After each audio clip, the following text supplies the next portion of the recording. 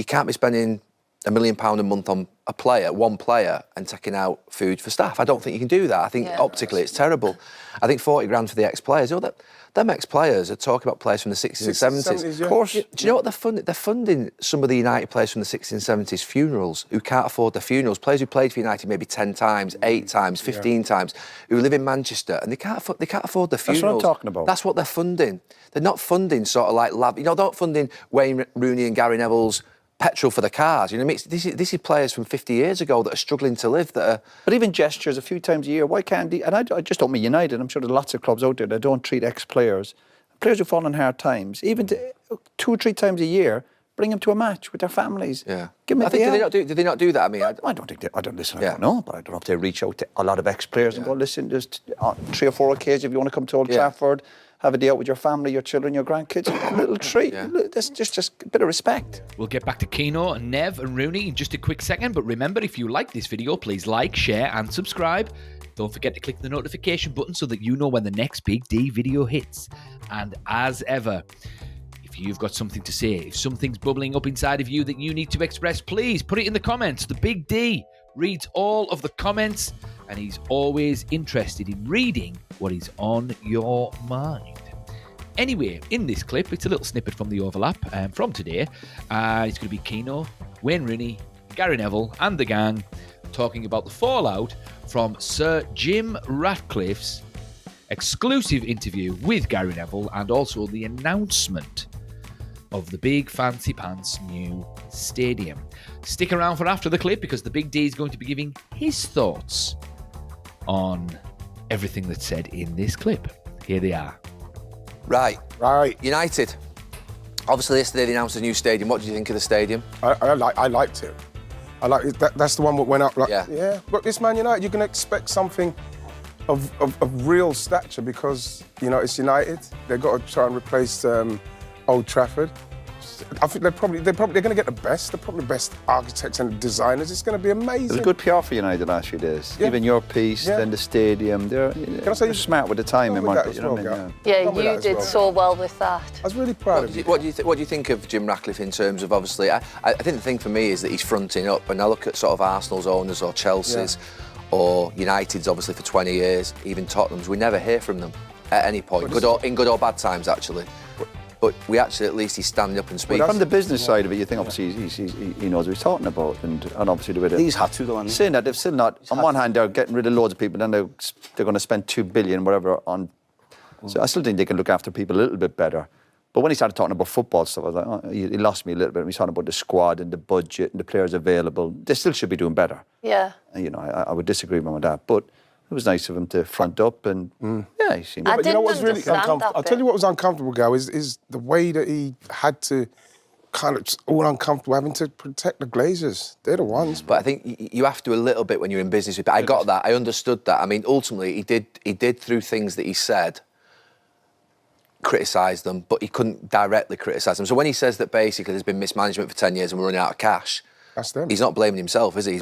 He's saying, look what happened before. He actually pointed towards the 2 management teams before at one point. So I think he did indirectly criticise them, but he's not going to do that, is he? He's a shareholder. You wouldn't expect him to do it, but again, I can't stop thinking about the fact that they've really got away with. It's mad. It's what they've got away with, and then not only when it's got to a place where, all right, because he said something, you'd have run out of money by November. Yeah, that was so you're talking about, the Glazers have had it, so they would have run out by November. If he doesn't come in, what would have happened? But they're saying running out of money. You've got all that, but that's still no excuse for some of the performances. Yeah. It's no excuse, but as a player, you don't really. But isn't it weird when you're not getting involved in that, are you? And I think you can't use that as an excuse. He's on about saving money at the club, but we know that ex-players and the way that a lot of ex-players have been treated, the fund they had available, staff who've been there for years. And on one hand, he's still treating them badly. And I understand it's a business and you've got to try and make the right decisions. And then the next day, we're building a stadium for £2 billion for our billion fans around the world. But don't forget, you have to show loyalty to people who've been there for years. And I'm including the ex-players fund. And where's that fund? I haven't seen either. You know what's well, Gal, when you mentioned... not for you. You know what, Gal, what was really good, when you mentioned about the 40,000 and Bruno and Harry Maguire, and the way he answered that when he said, that's pretty good. It's like, why wouldn't no one have come up with that idea? Are they afraid to say it to him, or is he so hot he doesn't want to hear it? So why is something so simple where he even on the interview said, yeah, that's pretty good? How comes no one's gone to him with that? It was quite a simple suggestion, like, no offence, but it was quite a simple suggestion. And he was like, oh, no one said that. I was like, because you said about 2 people going to do a charity dinner and raising like 40 grand. Yeah. But... look, it's difficult running a football club. You do make mistakes. You sack managers when you shouldn't do. You appoint people that you maybe think, why have I appointed them and stuff. I get that completely. I've been there myself. But I think there are certain things, and that's why I rang up the club when the former players thing and the food thing. I rang up the comms people. As a role, I'm a broadcaster, I'm a journalist, I'm entitled to ring up the comms department and say, look, what's the story on this? Is this true? I rung up on the former players one, the food one, the Ashworth one, because I thought, they're not right then. They're not right then. They'll be blocking your number. No, but they're not right. You know what I'm saying? You ring up, you say, they're not right, that's not right. Yeah. I'm sorry, it's just not right. There's a solution around this, you know what I mean? You can't be spending £1 million a month on one player, and taking out food for staff. I don't think you can do that. I think optically it's terrible. I think 40 grand for the ex-players. Them ex-players are talking about players from the 60s and 70s. Of course. Do you know what they're funding? They're funding some of the United players from the 60s and 70s funerals who can't afford their funerals. Players who played for United maybe 10 times, 8 times, 15 times, who live in Manchester and they can't afford their funerals. That's what I'm talking about. That's what they're funding. They're not funding sort of like they're not funding Wayne Rooney and Gary Neville's petrol for the cars. You know what I mean? This is players from 50 years ago that are struggling to live. But even gestures a few times a year, why can't they? And I just don't mean United. I'm sure there's lots of clubs out there that don't treat ex-players, players who fall in hard times, even 2 or 3 times a year, bring them to a match with their families. Yeah. Give them did they not do that? I mean, I don't think I don't listen. I don't know, but I don't know if they reach out to a lot of ex-players and go, listen, just on 3 or 4 occasions, if you want to come to Old Trafford, have a day out with your family, your children, your grandkids, a little treat. That's just a bit of respect. Yeah. But having said that, when you look at the new stadium and the plans, it would be fantastic, wouldn't it? Yeah. For the area, for the supporters, it looks.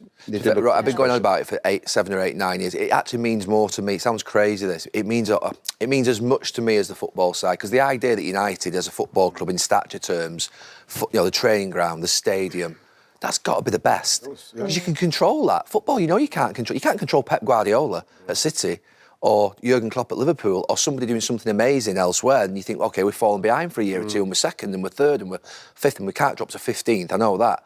But the stadium is always in your control. Yeah. Especially when they're looking at other stadiums. See what Spurs have done, Real Madrid have done recently, Man United must be.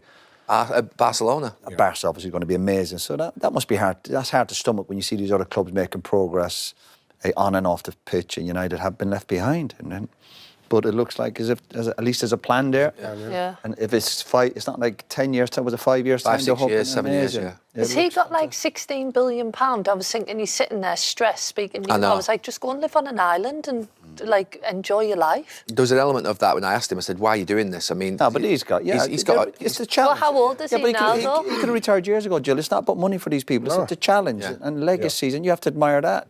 Not just him. He's a fan, isn't he? He feels like he's in a position where he can make a change. There's business people out there worth billions, but they go to... It's all about the next deal, isn't it? Yeah, he's 72 years of age and he's still got fire in his belly. Absolutely. That's good to see. Yeah, of course. What do you... Well, I mean, it's quite interesting how all of this has all come out in this particular week. Because the club are going to be announcing this big fancy pants new stadium eventually, because it's been talked about for the past 12 months, ever since Sir Jim Ratcliffe, came in and whatnot. And it was... Once he's going to do the announcement of that kind of thing, he's going to have to be answering a lot of questions and about the stadium and about the funding and about all different kinds of bits and pieces about the new stadium and where he wants to take Man United, etc., etc., etc., etc. So he needed to do that interview with Gary Neville first. He had to do it so he could answer all the tough questions, get it all over with, deal with it, put a pin in it, and then they can move on to the next item on the agenda, which is the stadium. So it is a brilliant piece of PR, as Roy Keane says in this little clip. But I wonder, would he have done that interview if they weren't making a new stadium, building a new stadium? I'm not sure he would have done, to be quite frank. But it was a smart piece of PR, doing it first to get it all out of the way. And he still has done it. So you've got to give credit there. But in terms of this notion of what Roy Keane mentioned about, the laying off all these people and, the pleading poverty and all of this kind of thing. And I've even read in some of the comments on some of my videos, they're saying things like, I thought Man United were skint. They're laying off all these people, but then all of a sudden they're announcing a new £3 billion stadium. Where they're getting the money for that? And that's a fair question. It's right to be asked. The way the Big D sees it is, for something like that, Man United are not going to have £3 billion just sitting there, obviously. So they're going to have to get some kind of loan. And to be able to do that, they're going to have to sort of pay interest, and they're going to have to pay that loan back on a monthly basis. So a big part of letting a lot of people go, including Alex Ferguson, and getting certain players off the wage bill like Rashford and Anthony and Sancho and whatnot, that's going to free up a lot of money per year that they can use to invest back into the club. So that's what that'll be for. So the money that they free up for that will probably go to paying back a big fancy loan to build this new stadium. And then eventually, once the stadium's built, the stadium itself is going to generate a hell of a lot more income from match day sales, especially if they're going to increase the ticket prices again. And guaranteed, the ticket prices at Old Trafford are going to be at the new, let's say New Trafford, whatever it's going to be called. It's going to be through the roof. It's probably going to be about £2,000 per season for a season ticket, as opposed to 600, 700 now. Guaranteed. Absolutely guaranteed. They're going to be charging London prices. I'd be very surprised if they keep the same prices for season tickets as they've got at Old Trafford now. Very, very surprised. So that's going to generate income, which is going to further service that loan, get that loan paid off. And it's going to be a different kettle of fish with regards to when the Glazers bought the club, because Ratcliffe is going to want to pay off that loan for that stadium. But the money that they're going to generate from that stadium is going to be extortion. And plus, also, don't forget, there's going to be all kinds of red cafes and coffee shops and shopping centres and restaurants and fan areas and pubs and bars and all of that kind of stuff that Man United will be getting a cut from as well. Whatever franchise comes into that little area, they're going to be paying a fortune for that rental price that's going to go straight to Manchester United. That is absolutely guaranteed. So, from a business point of view, it is absolutely brilliant.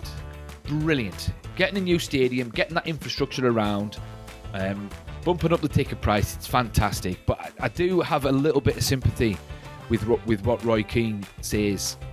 Look after some of the ex-people and give a little bit of respect and whatnot. So I do have a little bit of sympathy for those guys. But my main sympathy lies with the fans. The last thing the Big D wants is for fans to be priced out of going to Old Trafford or New Trafford, because it is going to be an absolute rip-off. Even if they've got a time machine, they go back in time, get prime Maradona, prime Pele, prime whoever you want, Omar Savori, whoever, it's still not going to be worth $3,000 a season ticket. Not a chance. But hey ho, you never know. Stranger things have happened. But what do you guys think? Is this new Manchester United fan experience in this big fancy pants new stadium going to be extortionate, or are they going to look after the fans? You tell me. Thoughts in the comments, and the Big D. I'll see you in the next one.